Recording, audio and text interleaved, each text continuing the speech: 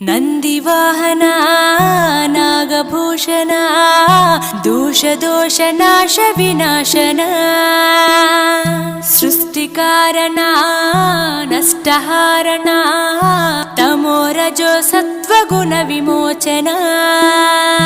మాఘమాసమున కృష్ణపక్షమున చతుర్దశి నడి జామురాతిరిన మహాలింగమే ఉద్భవించెనట బ్రహ్మ విష్ణువుల అహం అనిగెనట సృష్టికి మూలం నీవని తెలిసి సాగిలబడి నీ మహిమకు మొక్కే అదే మహాశివరాత్రి వెలిసెనట అరే ఓ జంగమా విభూది లింగమా పక్కన పార్వతమ్మ